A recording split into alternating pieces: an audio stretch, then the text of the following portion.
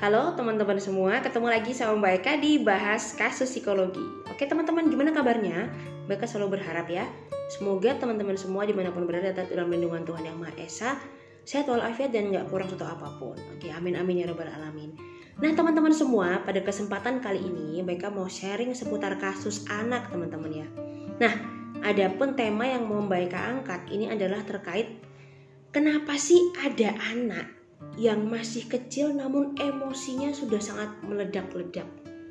Nah, kalau teman-teman semua merasa penasaran ya, atau teman-teman ngerasa kayak wah ada tuh anak kecil di sekitar rumahku yang seperti itu, atau apa anakku seperti itu ya, atau mungkin wah kayaknya ponakanku seperti itu tuh. Nah, kalau teman-teman ngerasa tema ini cocok dan teman-teman pengen tahu ada apa sih sebenarnya, apa yang terjadi dan gimana sih solusi utama atau solusi pertama yang bisa dilakukan, silahkan simak sampai selesai teman-teman ya.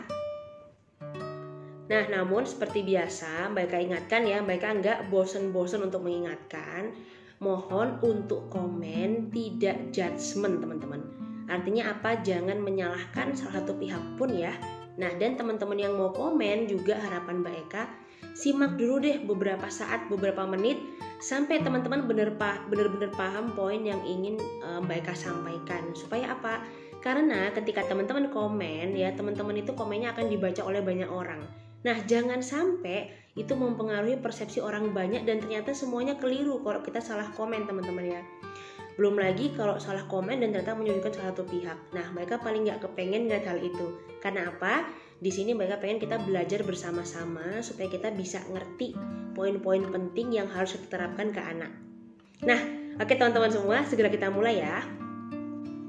Nah, oke baik teman-teman, seperti biasa Mbak Eka sambil baca buku catatan Mbak Eka ya, catatan kasus-kasus nih ya. Nah, kasus ini itu dialami oleh anak laki-laki berumur 8 tahun. Adapun yang berkonsultasi atau menyampaikan kondisi ini adalah si ibu ya. Karena apa? Karena si ibu ini sudah dikomplain oleh banyak pihak, terutama dari pihak sekolah. Nah, maka dia mencari bantuan psikolog untuk membantu menemukan solusi dan menyelesaikan masalahnya.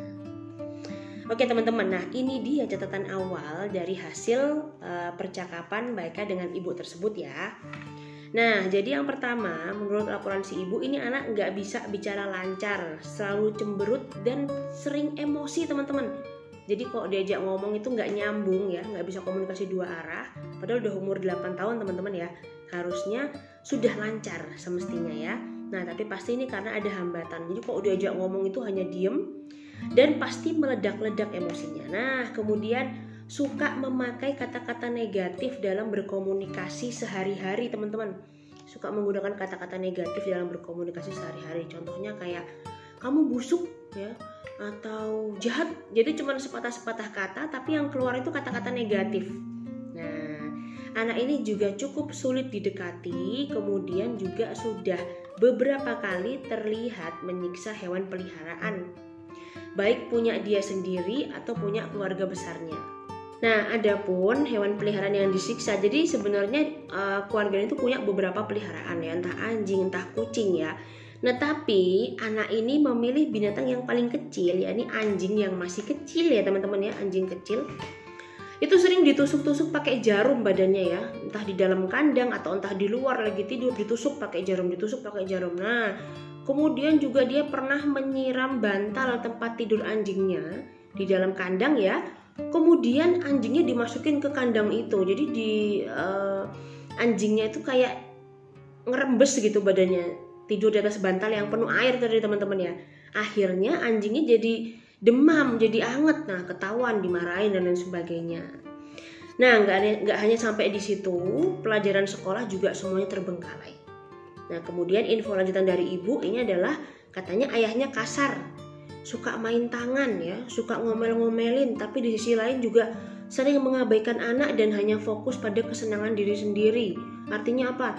Main game ya, kemudian ngecek aplikasi-aplikasi untuk penghasil uang gitu-gitulah ya. Nah, tapi Mbak Eka juga meminta ada saudara lain yang paling deket sama dia untuk datang.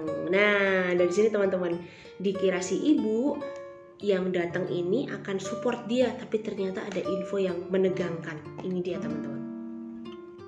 Nah, info dari saudara perempuan yang dihadirkan si ibu atau tantenya yang mungkin lebih sering mengasuh anak ini ya teman-teman ya.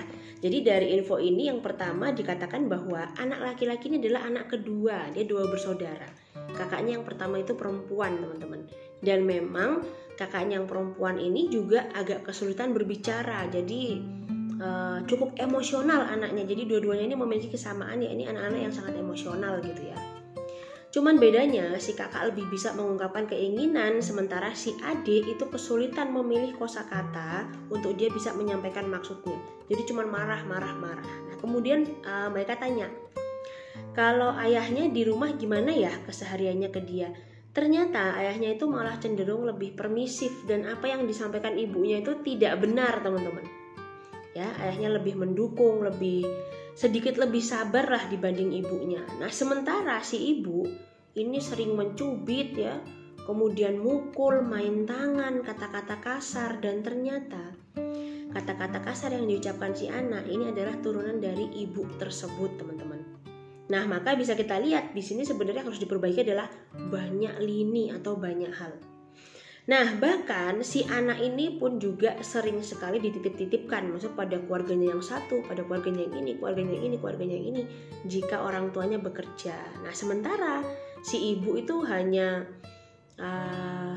ya sibuk ya, dia ngeliatin barang-barang di aplikasi online ya, sibuk check out ya, dan kemudian juga sibuk memasukkan ke keranjang-keranjang. Nah itu info yang mereka dapat. Kemudian setelah itu anaknya kita lakukan pemeriksaan kepribadian. Nah dan ternyata memang didapat informasi bahwa figur ibu lah yang ternyata menyebabkan dia mengalami kondisi seperti ini. Jadi selalu ditekan, dimarah-marahin, dikata-katain kasar ya, nggak pernah disayang, bahkan makan juga ya seadanya. Dan emang perawakan anak ini kurus kecil teman-teman. Nah jadi teman-teman, setelah teman-teman tahu kasusnya, kemudian penyebabnya, sekarang mari kita bahas. Baik teman-teman semua, nah dalam kasus yang sangat kompleks ini ya, kalau mereka bilang ini udah kompleks, kelihatannya si ibu mengarahkan si anak untuk dilakukan terapi. Namun di sisi lain ternyata si anak ini tinggal dengan sumber stresornya, yakni si ibu sendiri. Nah dan sudah pasti ini ada ketidakharmonisan di dalam rumah tangga tersebut yang menyebabkan kondisi si ibu juga secara psikologis jadi nggak tenang, jadi nggak oke ya, jadi nggak baik-baik aja teman-teman. Nah maka yang pertama harus dilakukan ini adalah mengundang si orang tuanya ya, baik ayah ataupun ibu, menyampaikan kondisi real dan juga pandangan terkait ayah dan ibunya dari anak ini teman-teman. Nah apabila sudah disampaikan, kemudian yang mereka lakukan adalah melakukan terapi pada anak ini, dan terapinya panjang. Nah maka teman-teman semua, apabila teman-teman memiliki anak-anak yang emosional, emosinya meledak-ledak ya, kemudian cenderung ada keinginan untuk menyakiti orang lain, tidak bisa menyampaikan informasi yang ingin dia sampaikan. Nah, saran mereka yang paling pertama adalah bantu dia untuk menenangkan emosinya dulu. Misal nih, sekarang kurangin pakai kata-kata kasar atau kurangin main tangan. Lebih banyak bangun kehangatan. Misalnya kayak dipeluk, dielus-elus kepalanya ya, diusap punggungnya, mau tidur ditemenin. Jadi pastikan dia nyaman dulu sebelum kita melakukan treatment lain. Nah kalau sudah nyaman, teman-teman bisa lihat ya, anak-anak itu biasanya kalau udah nyaman maunya nempel aja ya, terus jadi tidak banyak berulah, biasanya kayak gitu teman-teman. Nah setelah itu teman-teman baru bisa bantu dengan menambah kosakatanya. Kalau teman-teman belum memiliki kemampuan terapi, teman-teman bisa bawa anak ini ke pusat terapi tumbuh kembang ya.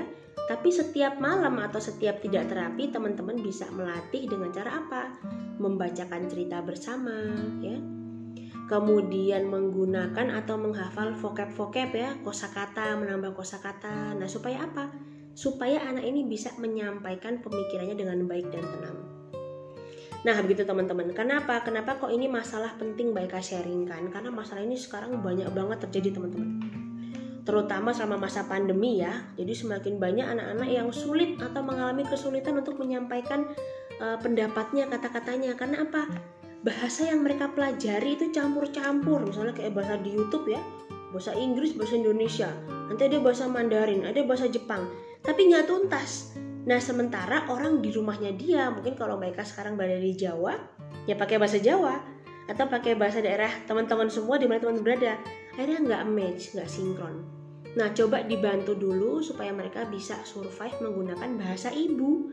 Bahasa ibu itu adalah bahasa sehari-hari. Oke teman-teman, gitu ya. Jadi meskipun permasalahan ini sulit, tapi kita bisa mengambil hal positif atau dari titik yang paling bisa kita dekati. Jadi yang pertama, tenangkan dulu si anak ya, karena memang kalau mendamaikan kedua orang tua ini teman-teman butuh bantuan orang ketiga ya, misalnya tidak memiliki keahlian. Nah, tapi kalau urusan si anak kita bisa bantu dengan apa? Menenangkan emosinya. Nanti kalau udah tenang, udah oke, otaknya sudah kalem, baru ditambah secara kognitifnya. Nah, tadi apa yang pertama adalah kosakata. Nah, oke teman-teman semua, senang sekali Mbak Eka bisa berbagi kasus pada kesempatan kali ini. Semoga semakin banyak ya anak-anak di Indonesia terutama yang bisa kita tolong, bisa kita selamatkan ya. Karena teman-teman sekali lagi Mbak Eka ingetin, di tangan mereka lah besok ya masa tua kita itu kita titipin. Nah, jadi nggak ada salahnya kalau memang mereka mengalami hambatan atau kesulitan, nah ini kita bantu dari sekarang. Oke teman-teman ya, terima kasih banyak. Sampai ketemu lagi pada konten yang lain. Mereka titip salam untuk orang-orang tercinta di sekitar teman-teman semua. Dadah.